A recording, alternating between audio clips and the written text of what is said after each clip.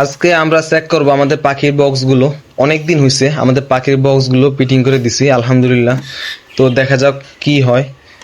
তো শুক্রিয়া, এখানে দেখা যাইতেছে যে একটা ডিম আছে, পাখি পারছে আলহামদুলিল্লাহ। দেখে খুবই ভালো লাগতেছে। ফিমেলটা খুবই অ্যাগ্রেসিভ, যেহেতু ডিম নিয়ে সে বসে আছে, তাই বেশি করে ডিস্টার্ব করলাম না আমরা। তো খাঁচাতেই আমাদের মেলটা পাশেই বসে আছে। তো আমার ক্যামেরা দেখে সে খুব ভয় পাইতেছে, এই কারণে সে এক কর্নারে চাইপা রয়েছে।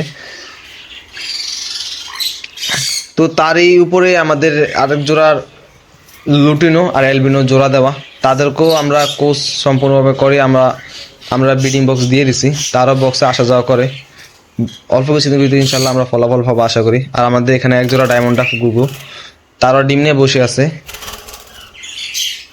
মেলটা দেখা যেতেছে ডিমে আছে, তা দিতেছে, আর ফিমেলটা নিচে বসে আছে।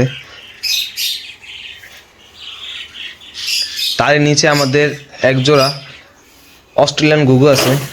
তো তারও ডিম নিয়ে বসে আছে আলহামদুলিল্লাহ।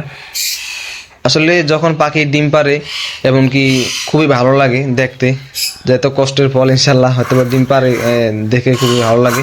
তো ডিমগুলো সম্পূর্ণ হ্যাচিং হয় কিনা ওটাও দেখবো ইনশাল্লাহ ভিডিওতে, নেক্সট ভিডিওতে ইনশাল্লাহ। আমাদের এরই পাশে আবার উপরে আছে একজোড়া লাভবার্ড, তাদেরকে আমরা ফুল ব্রিডিং কোর্স করে আমরা ব্রিডিং বক্স দিয়ে দিছি। তারা নিস্টিং টানতেছে, তাদের খাঁচায় উপরে নেস্টিং দেওয়া আছে। তো তারাও বক্সে আসা যাওয়া করে, তারাও ডিম লোডে আছে। তো ইনশাল্লাহ আশা করি অল্প কিছুদিনের ভিতরে ডিম পেড়ে দিবে তারাও।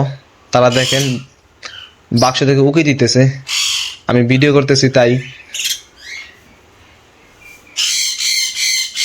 আর আমাদের পাশে আমাদের জেপিগুলো, জেপি, তারপর হচ্ছে গিয়ে রেইনবো, ক্লাসিক, বাজিগার, আর হচ্ছে গিয়ে উপরে এক পেয়ার লাভ কোকাটেল, তারা দুটোটাই মেল। আমি ফিমেলটা বিক্রি করে ফেলছি।